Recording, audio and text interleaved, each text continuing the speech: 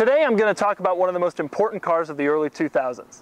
V8, rear-wheel drive, 400 horsepower, 6-speed manual. The E39 BMW M5.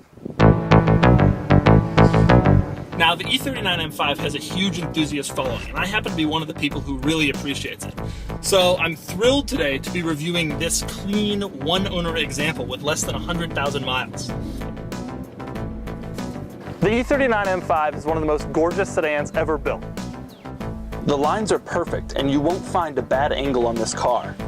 The styling is restrained, well-proportioned, perfectly drawn, and handsome. Basically, it's everything you'd want your German super sedan to look like. Best of all, it's so subtle. The new M5 has those huge wheels and those side skirts and those weird-looking orange brake calipers. It just screams, "Look at me, you bastard!" This thing is stealthy, it's smooth, it's subdued.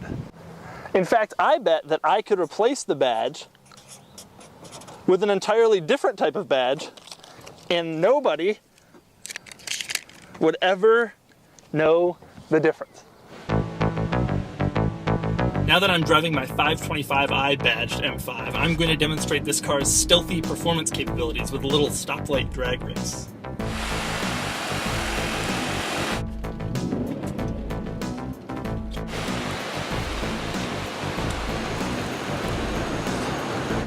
He thinks I have a 525i.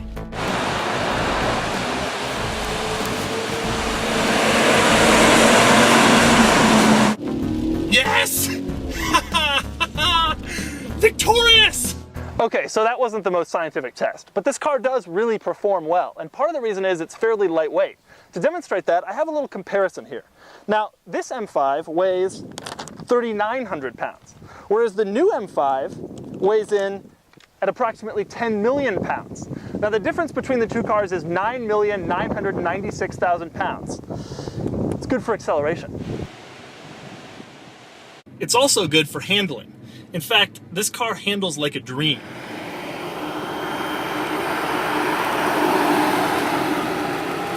Steering is perfectly weighted, it's heavy and communicative, unlike all this light crap that modern BMWs are saddled with.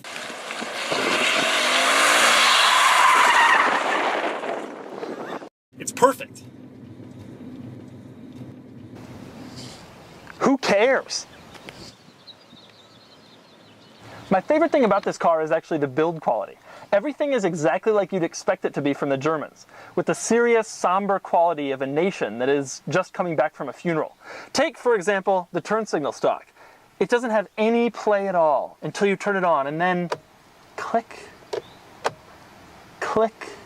You also get the feeling when you shut these substantial rear doors that the outside world will never bother you again. And the trunk is heavy, it's solid.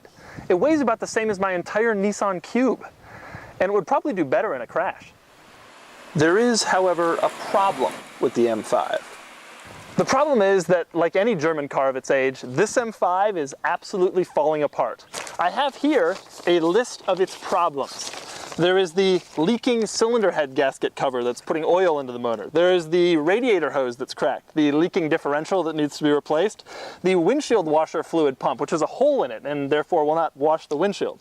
There's the failed coolant temperature sensor. It needs a clutch, it needs brake pads and rotors. The cooling fan isn't working, and the oil pan is leaking and needs to be replaced. Now, the total for all these repairs, $8,703.66. And that's why today is this M5's final day with its original owner, after they've spent more than 12 years together. That's right, he's selling it to CarMax. Now, CarMax won't sell this type of car. They're probably going to wholesale it right away. So that means it'll probably end up at a used car dealer near you. And when you see it there, think about the sublime handling and the excellent build quality. But before you buy it, make sure to get a mechanical inspection.